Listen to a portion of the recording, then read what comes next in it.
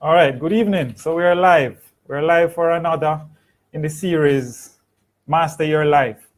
This evening, I'm going to be doing something a little bit different. Yes, I'm going to be doing something different. Welcome to those who are on Instagram. Welcome to those on Facebook. I continue to share each week how it is that we can take steps to master our life. Now, what I'm going to be doing different this week is that I want to engage my audience. Yes? So if it's one person, I want to engage you. Christopher Hall, thanks for joining. Absolutely gracious to have you. So I'm going to be, yes, I'm going to be interacting with the audience tonight. So I see Gerald Williams joined as well, Tip Top joined. And this week in particular, I want to speak about ways how reading can enhance the quality of your life. And I want to start with a story of how it is that reading actually enhanced my life in a really positive way. You see, every day we read something, but we can be very deliberate at times to read something or something that we need to advance. Okay, Corinne has joined, and I like that. All right, so again, as I said, what's going to be different this week is that I will be engaging my audience. Marcia Williamson has joined. Once you join, I will just acknowledge you. So here's a story I'd love to share with you. So I went to Glenmuir High School in Clarendon, and I remember when I was in third form. And some of you might have heard this story already, but it's a story that I love to tell because it's a powerful story for me. And thanks for joining, Shauna Jones. Yes, so I was in third form, and it was around the time when I started to take my high school career, if you may, my high school studies, my high school life serious. And why it became serious for me at that time was because in fourth form, students would have been placed in certain forms, and I really wanted to be in a particular form. Yeah, there are two forms. You have like 4N, as I remember, and 4M. And for some reason, I just felt like, okay, I'm going to do what I can do to make it to 4M. But at that time, I realized that my average was not the best. It was not the best.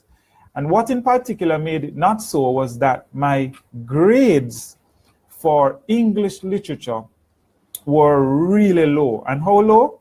Believe it or not, 36%. I remember this so vividly, 36%. And the reason why the grade was low is that I really didn't like English literature. I didn't like English literature because I felt like I didn't want it to ask me what it is that the author is saying or what it is that the author is suggesting. I really didn't care about that. I just read the book and I understand the book in my way. But the challenge is that for As You Like It, a book by William Shakespeare, I really didn't like it because I never understand it. And that was my challenge. And as such, on the Easter terminal exam, I got 36%. So like I said, I wanted to be placed in a good fourth form. And what happened is that I started to strategize. I started to think of a way how it is that I could be there. And one clear answer came to me. You have to increase your grade in English literature. And you see, once you engage your mind a certain way, all sorts of things start to happen. So it really became very important for me to increase this grade. So I would be getting a summer terminal exam and I wanted to score the best grade possible. Well, guess what I did? I first told myself that I was going to get a higher grade, but I chose a number. Probably don't make sense, but I chose 72. And 72 because 72 would have doubled the score of 36. And then the second person I told that I wanted to double my score, after telling myself, of course, was my teacher. And the reason for telling my teacher at the time was that because I wanted her to know my intention. So she knew I was struggling with English literature because at that time I'm not a good reader, but I really just don't like these books. And I remember this situation so well. So the person who lived beside me, he was going into Kingston. I live in the country. You know, growing up, I grew up in the country, way up in the top part of Clarendon, right? So I wake up one morning now and I hear this neighbor starting his car. He's going to Kingston. And for me, when I heard that car, I thought about it as a ride to Kingston. And a ride to Kingston, sorry, not a ride to Kingston, a ride to Maypen would mean for me pay no fare. So I could save some money that day. So I went outside and I asked him if he'd be able to carry me to school. And he said, yeah, sure. So I hurry up and I make my breakfast and I bathed and I left. And I left with him. And I reached school after 6 o'clock. No, that was really, really early. It was dark. It was that time of the year when 6 o'clock, thereabout after 6 is still dark. The security guard didn't open the school yet, so I was the first person to enter school that day. And I entered the school, he let me in, and I sat on the netball court. And in sitting on the netball court, I thought about what it is that I could do with myself now.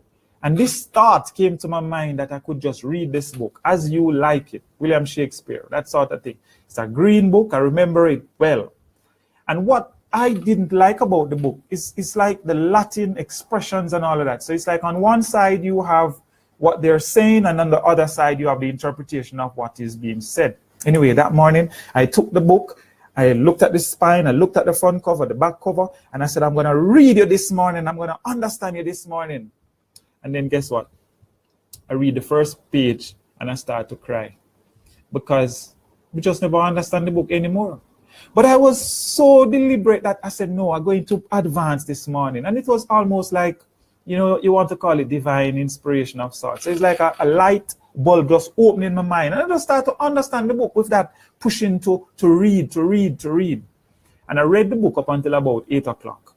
And then I went to my class. And then at the end of the day, I read some more. And before the end of the week, I finished the book.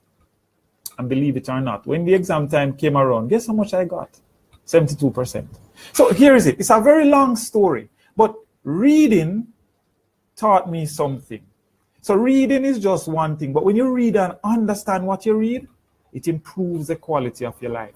And that is the reason why I want to talk about ways how reading can enhance the quality of your life. Because my life was enhanced in that I got to go in the fourth form that I wanted to go into, to get to choose the subjects that I wanted to. And perhaps most importantly, I got the grade I had in mind for that particular subject. But that's just one little way how reading can enhance the quality of your life. Now, if you recall, when you're growing up, you would have what you call big words, you would have small words. And one thing about big words, that big words would challenge you, right?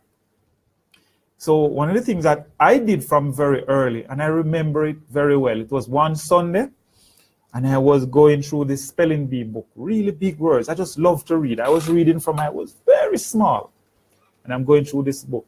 And I don't know how you grew up, but I grew up where certain words had a sexual connotation and you are not supposed to use it. So for example, gonorrhea, I could spell that word, I was probably 7 or 6, but I didn't understand what the word meant in teaching myself at the time, until of course I understood.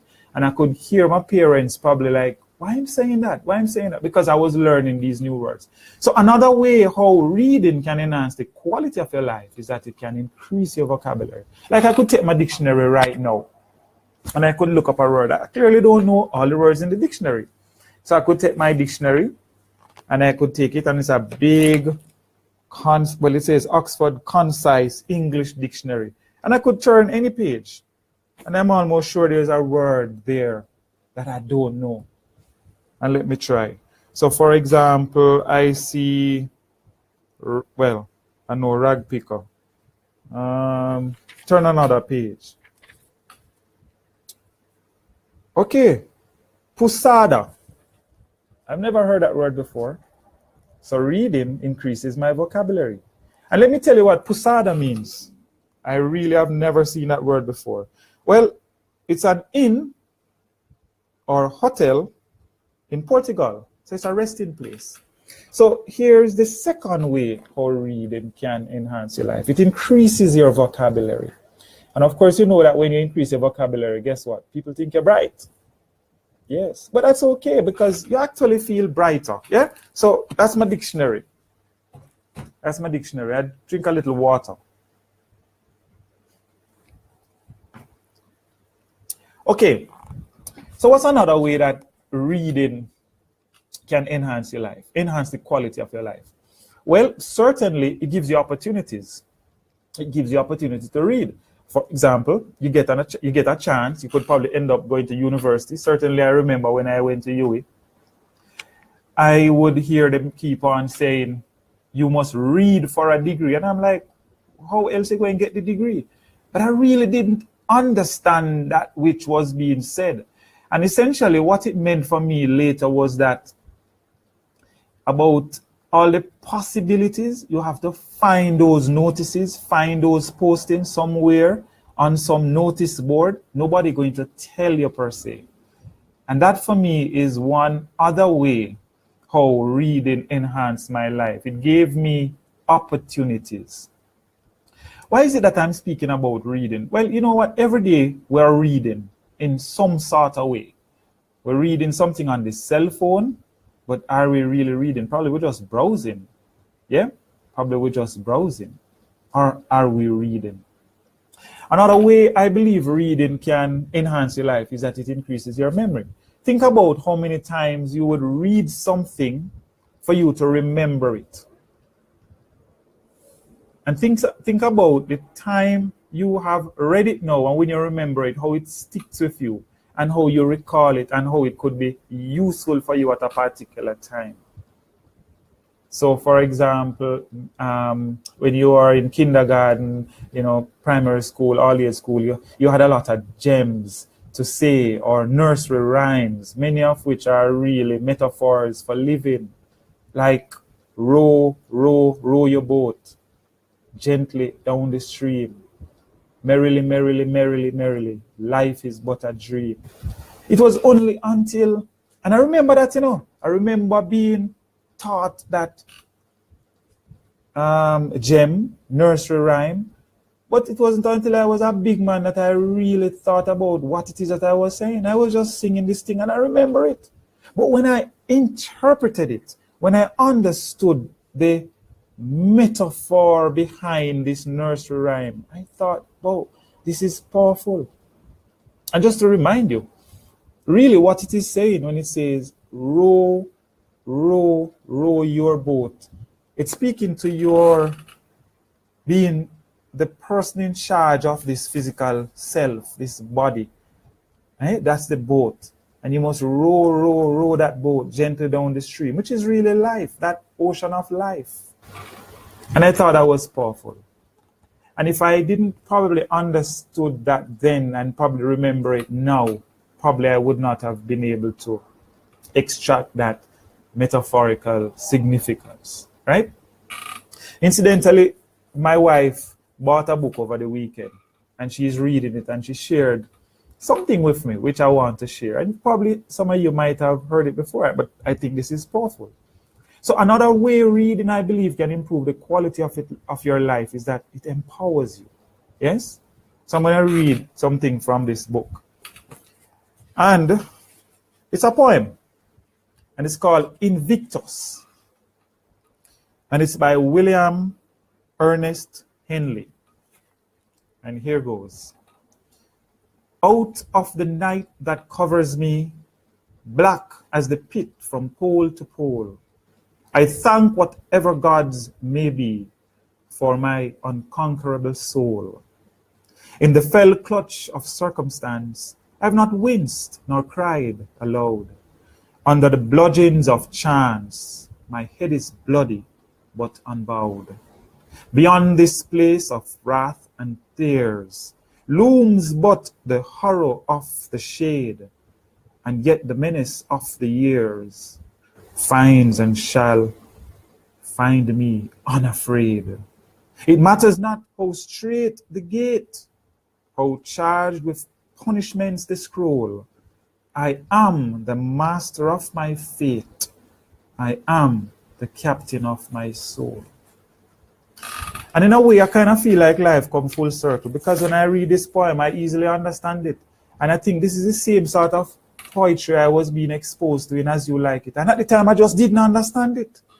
So again, there is truth to the fact that reading certainly can improve the quality of your life. Yes, it empowers you. It gives you this almost set of wings to fly, to fly into wherever you want to go, to do whatever you want to do. And that's one of the power of reading. Yeah. So anybody who have joined and they are still there, you could just probably say one way, if you may, how reading has empowered you, helped you, or impacted you, influenced you. So if you're still there, just share with me, anyway, in particular, if you wish, how reading may have impacted or influenced your life. Or while you're at it, since you're on it, tell me how it is that my sharing, if at all, has impacted you, how it has. I have a saying that encouragement sweetens labor, right? I do this because I love it and I want to share. So if you encourage me, I might just share more. And Corinne says, increased by ability to express myself clearly. Absolutely, I agree with you. So you can express yourself clearly.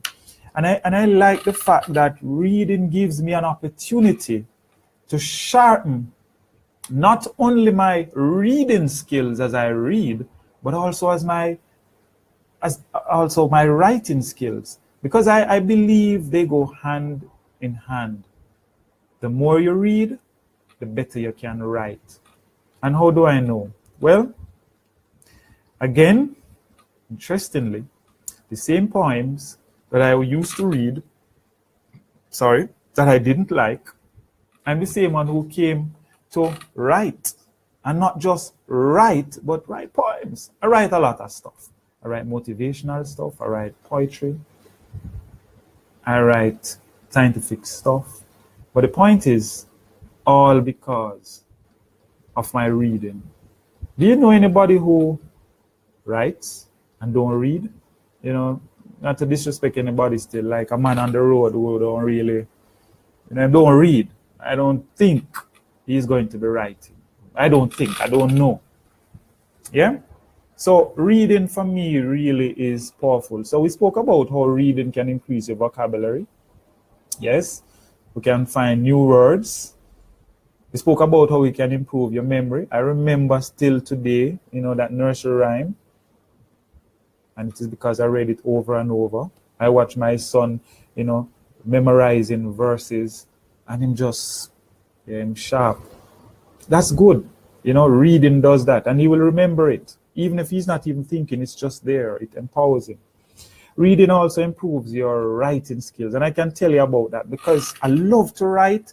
And when I write and I share with somebody, they say they like how it sounds and, I am gifted. And I'm not really here to enlarge myself in any way, but just to encourage you to say that if you want to be a better writer, be a better reader. And being a better reader, it means that you read deliberately. You read consistently. Yeah? And reading for me, you don't have to sit down and read a book one go.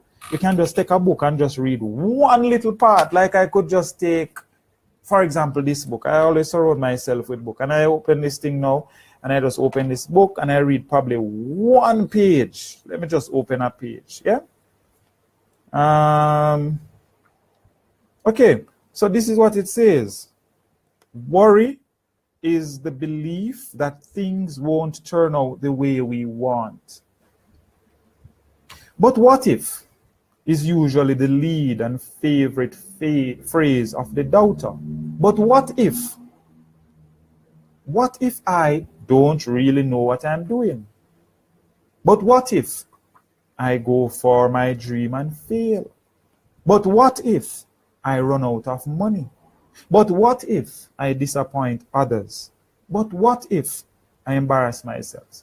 No, that's just me reading a little bit. Essentially, they're saying there's no point to worry. You worry about something that you can't change. There's no benefit there.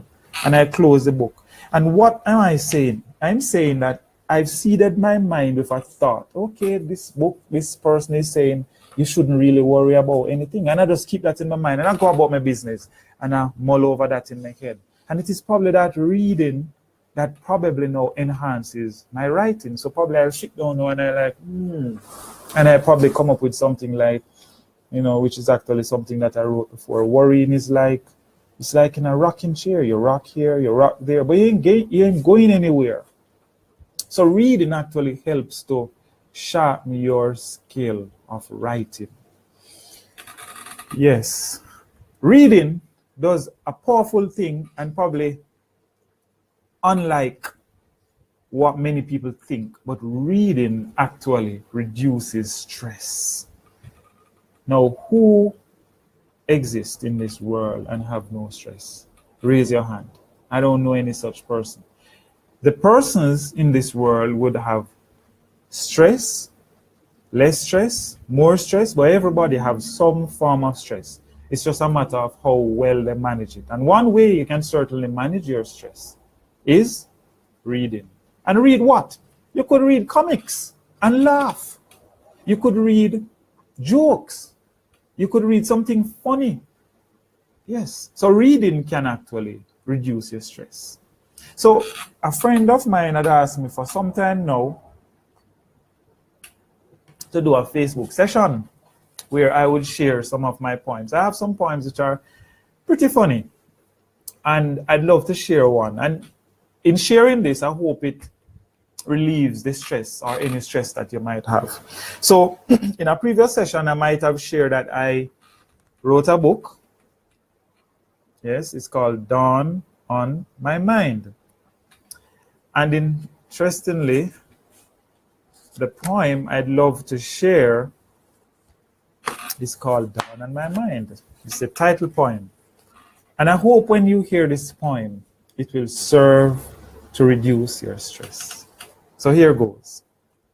Oh, and let me just say, this is written in Patois. So put on your Jamaican ear, and if you're overseas and you're watching this, whether on the live or on the sharing of the live, just put on that Jamaican ear of listening to a little bit of Patois. So dawn on my mind. I have dawn on my mind. To tell you more, I need some of your time. Yes, I know some have to talk them things about dawn. But I can't help myself because of how I feel about dawn. After all, you might find this quite inspirational, whether you are king, queen, or pawn. So sit back, relax, and if you don't want to hear more, just make me hear when I say, go on. You see, every morning when I wake up, I just can't help but taking a piece of dawn. It is such a beauty to be alive, firm and strong in the morning. You can imagine that time of morning when enough people are asleep and the cock rise and start crow at dawn. And what makes me feel good is to know that when I go on my bed at night, time is just a matter of time before the coming of dawn. But me tell you now, at the coming of dawn, I generally get ecstatic and I give thanks for another piece of dawn. I feel so good more time thinking that I'm on top of the whole world, only to realize it's only dawn. After all, when dawn comes, I usually feel at ease and rather joyful. It's that feeling you get, although knowing you haven't eaten, yet still you feel full. It's kind of funny but true. But dawn is for free. Yes, dawn is for you, me, and all and sundry. Dawn is for everyone, but especially for me. I kind of feel special because of what dawn does to me. I really can't understand how some funny guy in a love to experience dawn. It's like them go to bed every night with problems on them head and would even try to sort it out before morn. I'm not afraid to tell you say when I got problems on my head, I go down and I need them before dawn. And believe it or not, I normally feel revitalized by the coming of dawn. So all I want to man out there with much work to do, me I beg you, take my free advice. Make sure to wake up early every morning once the cock rise. And even before you stretch yourself or begin to yawn, get to work with your head when you would be so much happier by the coming of dawn. But as for me, having spent the night inside, once I'm outside at the coming of dawn, there is much moisture around for me to feel and see. Me I tell you the way I feel charged up when I could have swear blind, my thoughts I'm gonna run like a river into the sea. People, let me tell you, you see, every time me experience dawn, on my face there is such a glee. Oh, thank God me live to see another day, because that means so much to me. So that's a poem. I read a poem. How do you feel? Probably you feel like you have less stress. Probably you don't. But for me, I find that when I write certain things, when I read certain things, it can empower me. It can enlighten me. It can make me feel less stressed. It can give me that feeling of being smart. And it is in these contexts that I'm sharing with you to say that I encourage you to read more purposefully. Yeah, read a book like this book. All right, my wife just bought this book, Jump by Steve Harvey. Yeah, everybody knows Steve Harvey. Great book. That's what I read the Invictus poem from. Excellent book. And one of the things I like about reading other person's work is because you get an understanding of how they think, and it's almost like they're speaking to you, and sometimes speaking with you. Yeah, they don't really talk back still, but you can feel like you're having a conversation because you're like, yes, yes, yes, as you go along in the book. Or you probably understand that person's perspective, and what it does, it helps to shape your own perspective. So, what have we discussed this week as we come to the end of the session? I'm grateful for those who have joined. I encourage you to share. Yes, I encourage you to share this Facebook Live, share it with your friends. And what we really spoke about was something like, we talked about how it is that reading can enhance the quality of your life, which is a powerful thing. We spoke about ways like it could increase your vocabulary. Yes, I spoke about one word in the dictionary. Or it could improve your memory, or improve your writing skills, or it could make you feel smarter. And lastly, we spoke about how it could actually help to reduce stress. So until we join again, I encourage you to read purposefully. You know, you can read for your mood if you think about it. So if you feel a little bit stressed, you can read something which is kind of comical, something, you know, easy on the brain. You want to stimulate your brain, you read something higher level, yeah, my choice of words, or motivational, something inspirational, yeah. So you can choose to read whatever you want, because remember, I have always said, the results you're getting now, you can change them anytime by just changing your thoughts. And when you change your thoughts, you can change your feelings. And you change your feelings, you can change your action. So right now, if you feel down, you just put in some music, right? Yeah, because you want to change that mood. It's the same way you could just go and read a particular book. Or you feel like, yeah, you're not being challenged, you can go back to school and study, which means you're going to read again. So there are several ways how reading can enhance the quality of your life. So until I join you next week for another in the series, Master Your Life, I encourage you to read purposefully and perhaps share what it is that you're reading. And until next time, take care. I'm Winroy, your life master coach and motivational speaker. Take care.